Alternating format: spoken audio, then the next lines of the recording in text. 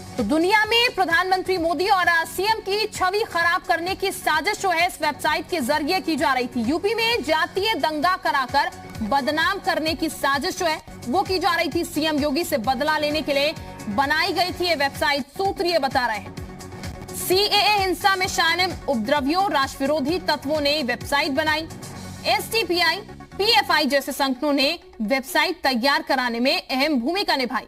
रातों रात तैयार की गई हाथरस कांड पर वेबसाइट। तो वेबसाइट पर आपत्तिजनक सामग्री भी अपलोड की गई। तो जस्टिस फॉर हाथरस के नाम से बनाई गई वेबसाइट और ये हम तमाम चीजें बता रहे हैं। वेबसाइट में फर्जी आईडी से हजारों लोगों को जोड़ा भी, यानी कि रातों रात वेबसाइट बनती है, हजारों लोग जुड़ भी जाते हैं और ये कहा जा रहा है इस्लामिक देशों से वेबसाइट के लिए फंडिंग की गई। वेबसाइट पर यह बताया गया दंगे कराने और दंगों के बाद बचने का तरीका क्या है। बहुसंख्यक में फूट डालने भी इसमें बताया गया। तरह तरह की तरकीबें जो हैं वो इसमें बताई गई। मदद के बहाने दंगों के लिए फंडिंग की जा रही थी। तो एक तरफ मदद की बात आ रही थी, लेकिन फंडिंग दंगों के लिए मीडिया और सोशल मीडिया के दुरुपयोग के भी सुराग इसमें मिले हैं। विशाल हमारे साथ ज्यादा जानकारी के साथ इस वक्त जुड़ चुके हैं। विशाल, ये जो खबर सामने निकल के आई है वाकई में हैरान करने वाली है। एक तरफ सड़कों पर पूरी तरीके से विपक्ष उतरा हुआ है, दूसरी तरफ जांच की बात भी हो रही है। उस बीच एक वेबसाइट बनती है यहां पर और उस वेबसाइट के जरिए यहां पर एक तरीके से दंगे कराने की साजिश होती है, क्योंकि यह भी बताया गया किस तरीके से खुद को प्रोटेक्ट करना है। कोई सिचुएशन अगर डेवलप होती है वहां पर तो उससे बचकर कैसे निकलना है। देखिए, बिल्कुल निश्चित तौर पर जी मीडिया के पास उस वेबसाइट की जो तमाम कुछ स्क्रीनशॉट्स हैं वो भी हैं और उसमें साफ तौर पर दिखाई पड़ रहा है कि किस तरह से उस वेबसाइट का प्रयोग किया गया था हाथरस घटना को लेकर और उस वेबसाइट पर किस तरह से लोगों को जोड़ा गया था। इस तरह की तमाम डिटेल्स जो हैं वो जी मीडिया के पास मौजूद हैं और उससे ये बात अब साबित होने लगी है कि जिस तरह से जांच एजेंसी अब आगे अपनी जांच बढ़ा रही हैं वैसे वैसे नए खुलासे हो रहे हैं। कल की जांच में ये बात निकल के आई थी कि पीएफआई, एसडीपीआई, ये तमाम जो संगठन हैं ये इस पूरे मामले में एक बड़ी भूमिका निभा रहे हैं। हाथरस घटना को जो है जातीय हिंसा बदलने की कोशिश की जा रही है। इसके साथ साथ अब जब ये खुफिया जो एजेंसी जांच की हैं उसके बाद जब एमनेस्टी इंटरनेशनल जो एक बदनाम संगठन है और हमेशा ये देखा जाता है कि आतंकियों की मदद करता रहता है, उस संगठन से सीधे तौर पर जुड़ाव देखा जा रहा है। इसके साथ साथ फंडिंग की बात भी आई है। तो ये एक अपने आप में गंभीर मसला है, क्योंकि अगर ऐसा हुआ है तो जाहिर सी बात है इसके तार सीए के प्रोटेस्ट से भी जोड़े जाएंगे, क्योंकि उत्तर प्रदेश में जब सीए का प्रोटेस्ट हुआ था तो कई जगहों पर हिंसा आगजनी की घटनाएं हुई थी और उसके बाद जब जांच हुई थी तो उसमें ये निकल के आया था कि पीएफआई का एक बड़ा रोल है। इसके साथ साथ विदेशों से फंडिंग हुई थी उस प्रोटेस्ट के लिए, उसके बाद कई मुकदमे हुए थे, कई गिरफ्तारियां हुई थी। ऐसे में अगर हाथरस घटना को इशू बनाया गया था और हाथरस घटना के बहाने जातीय हिंसा भड़काने की कोशिश की जा रही थी तो ये एक बड़ा गंभीर मसला है। फिलहाल इस पूरे मसले को लेकर अब जो जांच में सामने आया है खुफिया एजेंसी के कि वेबसाइट एक वेबसाइट बनाया गया, उससे हजारों लोग को जोड़ा गया और उसमें जो पंपलेट्स यूज़ किए गए हैं वो बहुत ही ज़्यादा जो है भावुक करने वाले हैं। यहाँ तक कि उस वेबसाइट पर कुछ अलग अलग राज्यों में घटित जो दुराचार की जो घटनाएं थी, दुष्कर्म की घटनाएं थी, उनको जो है हाथरस की घटना बताया गया, फोटोज ब्लर करके लगाई गई। इस तरह की चीज़ें को उस वेबसाइट पर किया गया ताकि लोग जो है उस तरह की फोटोज को देखें तो उनके अंदर गुस्सा आए। इस तरह की कोशिश की गई थी। फिलहाल अब खुफिया एजेंसीज ने इसका खुलासा किया है। ये भी कहा है कि एमनेस्टी इंटरनेशनल संगठन जो है वो इसको फंडिंग कर रहा था, इसकी जो है इससे जोड़ा जा रहा है। इसके साथ साथ एक चीज़ और जो बहुत महत्वपूर्ण है वो ये है कि अब फिलहाल वेबसाइट की जैसी जानकारी खुफिया एजेंसीज को मिली है तो उसके बाद उस वेबसाइट को लॉक कर दिया गया है। हालांकि कई जगहों पर खुफिया एजेंसीज ने और पुलिस की टीम ने कल छापेमारी की है और माना जा रहा है कि अगले 24 घंटे के अंदर कुछ बड़ी गिरफ्तारियां भी हो सकती हैं। हालांकि पुलिस महकमे की तरफ से साफ तौर पर कह दिया गया था कि इस पूरे घटनाक्रम में कुछ लोग इन्वॉल्व हैं, उनकी तलाश की जा रही है और इसको जातीय रंग देने की कोशिश की गई थी। तो ऐसे में ये कहा जा सकता है कि अब पूरे मामले को लेकर ये एंगल पूरी तरह से अब बदल चुका है। हाथरस घटना में कहीं ना कहीं से जो फॉरेन का जो एक कॉन्सिक्वेंसी है वो निकल के आ रही है कि किस तरह से जो संगठन हैं वो इस पूरी घटना को अंजाम देने की कोशिश कर रहे थे। बिल्कुल, यानी कि ये मामला कुछ और बनाने की कोशिश इसको कुछ और ही की जा रही थी यहाँ पर विशाल, जो कि अब सामने निकल कर आ चुका है। पवन, वापस लौटूंगी मैं आपके पास। विशाल, पवन इस वक्त हमारे साथ ज्यादा जानकारी के साथ जुड़ चुके हैं। पवन, इस पूरे मामले में बड़ा खुलासा सामने निकल के, और अब तो ये कहा जाएगा प्रशासन की तरफ से जो तैयारी थी, बेहतर है प्रशासन की तरफ से तैयारियां की गई थी, नहीं तो स्थितियां बिगड़ सकती थी। जिस तरीके की भीड़ लेकर विपक्ष अपने साथ चला था, उससे कोई भी अराजक तत्व जो है उस बीच मौजूद हो सकता था, शायद होगा भी, क्योंकि वेबसाइट बना दी गई तो यह भी कहा जा सकता है कोई अराजक तत्व जो है उनके बीच मौजूद रहेगा। लेकिन पवन, इस वेबसाइट को लेकर क्या जानकारी सामने आ पाई है? कहां वेबसाइट का निर्माण हुआ, इसको लेकर कोई भी जानकारी, कोई भी सुराग अभी तक लग पाया है? बिल्कुल, देखिए, सबसे पहले मैं आपको बता दूं कि कल जी मीडिया ने ही सबसे प्रमुखता से इस खबर को दिखाया था कि कहीं ना कहीं ये साजिश है, और जो एसआईटी की रिपोर्ट आई थी उसके मुताबिक कहीं ना कहीं ये माना जा रहा था कि कई लोगों का हाथ हो सकता है। हमने कई लोगों से बात भी थी कि कांग्रेस के प्रदेश अध्यक्ष अजय कुमार लल्लू से भी बात की थी हमने, और हमने कहा था कि कहीं ना कहीं जो एसआईटी की रिपोर्ट आने वाली है या आ रही है, उसमें कहीं ना कहीं ये माना जा रहा है कि एक पीछे से कोई ऐसा हाथ है, कोई ऐसी ताकत है जो इसको लगातार बदनाम करने की कोशिश कर रही है। और आज जिस तरीके से इस वेबसाइट के बारे में खुलासा हुआ है, ये अपने आप में एक चौंकाने वाली और बेहद अहम जानकारी है। एसआईटी लगातार इसके पीछे जांच कर रही है, और सबसे बड़ी बात है कि वेबसाइट का निर्माण कहाँ से हुआ, क्योंकि कई आईटी एक्सपर्ट्स इस तरीके की वेबसाइट का निर्माण करते हैं। फॉरेन फंडिंग की बातें भी जुड़कर निकलकर सामने आ रही है, इसलिए साइबर एक्सपर्ट्स की भी जो मदद है वो ली जा रही है। इसके साथ साथ साइबर एक्सपर्ट के साथ साथ कोशिश ये की जा रही है जो फंडिंग का सोर्स हो, और ये बताया जा रहा है कि बाहर के देशों से इस वेबसाइट के लिए फंडिंग हुई थी, तो उस फंडिंग के सोर्स को पकड़ने के लिए कई ऐसे एक्सपर्ट्स की मदद ली जा रही है, कई ऐसे जानकारों की राय ली जा रही है जो इस वेबसाइट के तार को जोड़ सके। यानी वेबसाइट कहाँ पर डेवलप हुई, वेबसाइट कैसे डेवलप हुई, और वेबसाइट में कंटेंट्स किस तरीके से लोड किए गए, और उसके पीछे किन किन लोगों का हाथ है। यानी कि एक पूरे नेक्सस को ब्रेक करने की कोशिश सोसाइटी की तरफ से है, पुलिस की तरफ से, और लगातार यही कोशिश की जा रही है कि किसी तरीके से इस नेक्सस को ब्रेक किया जाए। और अब ये कोशिश भी है। फिलहाल बहुत हद तक सफलता ये मिली है कि वेबसाइट को रोक दिया गया है, लेकिन वेबसाइट डेवलपर वेबसाइट को डेवलप करने की जगह और किस तरीके से उसे लोगों तक स्प्रेड किया गया, ये अहम जानकारियां अभी फिलहाल एसआईटी जुटाने की कोशिश कर रही है। ये भी माना जा रहा है, क्योंकि मेरे सहयोगी विशाल बता रहे थे अभी कि कुछ सफेद पोश लोग और कुछ ऐसे लोग जल्द ही 24 घंटे के अंदर गिरफ्तार हो सकते हैं जो इस वेबसाइट के पीछे रहे हो। इसीलिए क्योंकि पुलिस इस हाथरस मामले को लेकर पूरी तरीके से एक्टिव है, और कहीं ना कहीं जो सरकार की लगातार किरकिरी हो रही थी उसको इस वेबसाइट के जरिए अब ये कोशिश की जाएगी कि वेबसाइट के बारे में जब खुलासा हो तो वो किरकिरी कहीं ना कहीं दूर हो सके। बिल्कुल, चीजें सामने आएंगी कि आखिर इसके पीछे, इस पूरे माहौल को बनाने के पीछे कौन शामिल था और कौन ये साजिश एक तरीके से कर रहा था। विशाल भी हमारे साथ लगातार बने हुए। विशाल, जो बातें सामने निकल के आ रही हैं, जिस तरीके से कह सकते हैं शिक्षा दी गई, पढ़ाया लिखाया गया यहाँ पर कि आप जाएं उससे पहले अपनी पूरी तैयारी कर लीजिए, आंसू गैस के गोलों से आपको कैसे बचना है, खाना ले जाएं, पानी ले जाएं, बैग, सामान, मोबाइल, चार्जर, तमाम चीजें जो हैं वो पूरी तरीके से सिखा दी गई। यहां तक कि यह भी सिखा दिया गया कि अगर आपको गिरफ्तार कर लिया जाता है, फिर तेज तेज आप अपना नाम चिल्लाएं यहां पर, ताकि आपके घर वालों तक ये सूचना पहुंच जाए आपकी गिरफ्तारी हो चुकी है।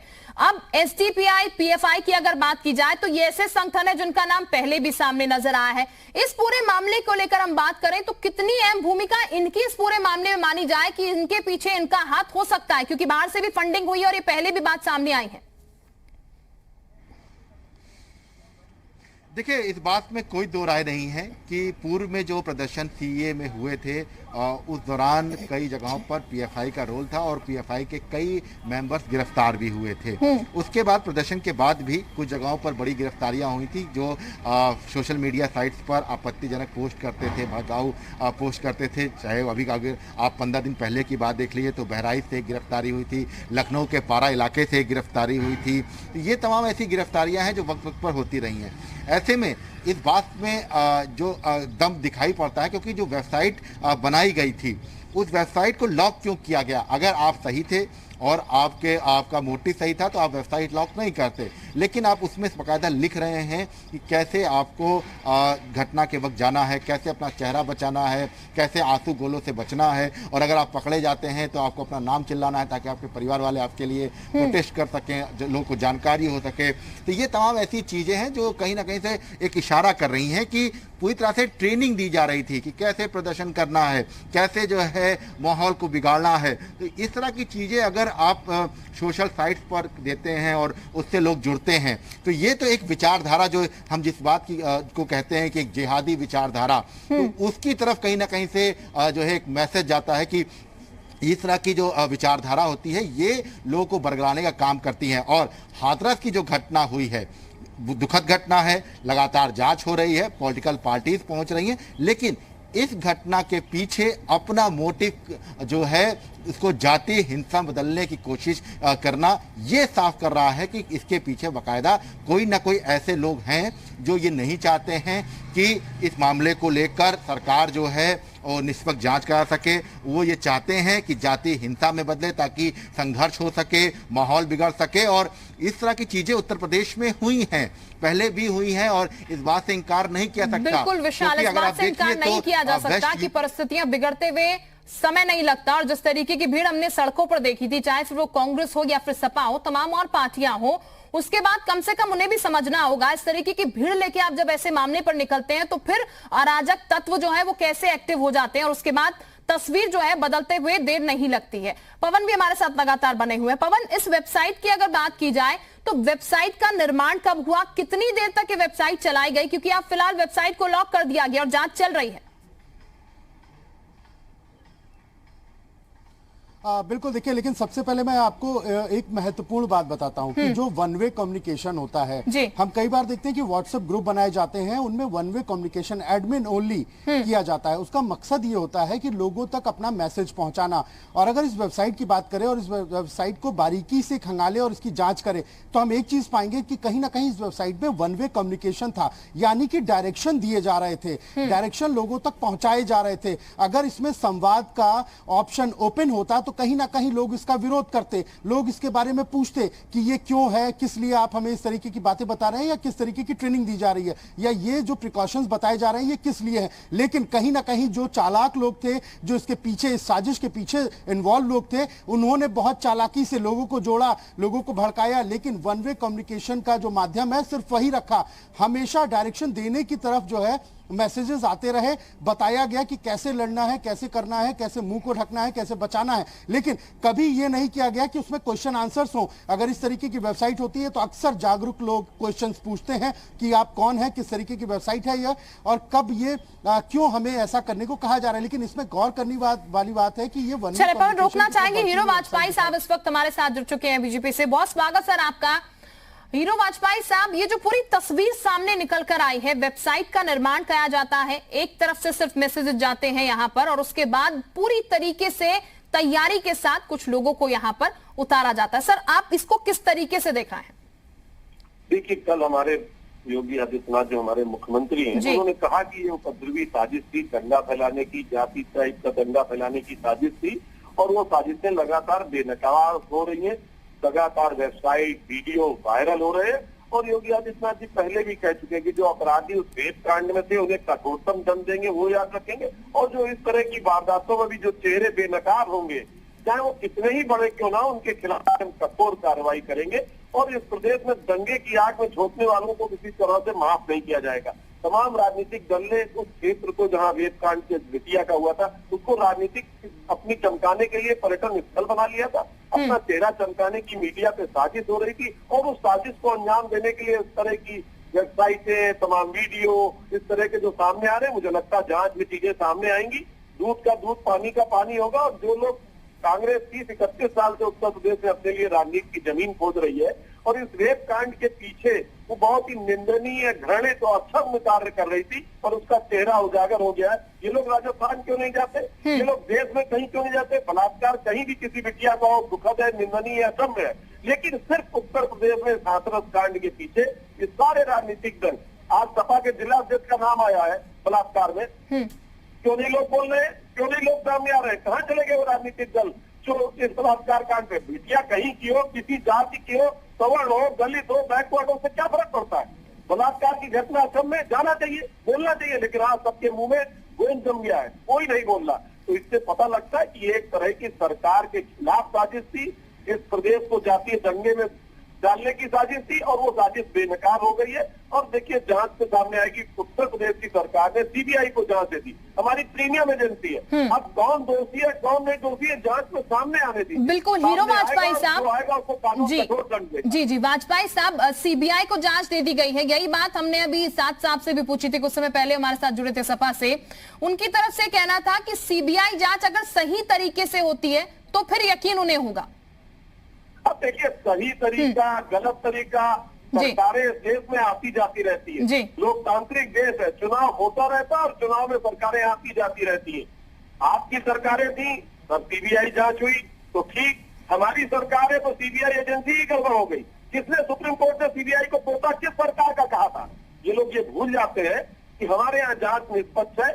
प्रधानमंत्री मोदी जी हो, योगी जी हो, 20-20 घंटा जनता के लिए काम कर रहे हैं और इनसे आप इस तरह की उम्मीद करना और इस तरह की बेईमानी बातें करना, अपनी प्रीमियम एजेंसी पर सवाल उठाना, मुझे लगता है धिक्कार है ऐसे लोगों पर जो अपने ढंग से घटना को देखना चाहते हैं और अपने ढंग से उस घटना का चित्रण करना चाहते हैं। बिल्कुल वाजपेयी साहब, ये जो पूरी तस्वीर सामने निकल के आई है और उस बीच विपक्ष की जिस तरीके की भूमिका हमने देखी, सड़कों पर तमाम लोग निकले यहाँ पर, यही सवाल हम पूछ रहे थे सपा से भी और तमाम पार्टियों से लगातार हम सवाल पूछ रहे हैं कि अगर आपको मिलना है तो फिर आप कुछ लोगों के साथ जा सकते हैं, कोरोना काल वैसे ही चल रहा है, ऐसे में इतनी तमाम भीड़ ले जाने की क्या जरूरत है। लेकिन अब जब ये खबर सामने आई, वेबसाइट का निर्माण कराया गया, बाकायदा अराजक तत्व जो है उन्हें भेजने की कोशिश यहां पर रही, क्या ये विपक्ष की जिम्मेदारी भी नहीं बनती है किस तरीके से आप इतनी तादाद में लोग ना जाएं कि परिस्थितियां जो है बिगड़ जाएं, या फिर इस तरीके के काम यहां पर हो कि वेबसाइट का निर्माण कराया जाए, भीड़ के बीच अराजक तत्वों को घुसाया जाए और उसके बाद तस्वीरें जो होती है वो हमने देखी है किस तरीके से दंगे होते हैं।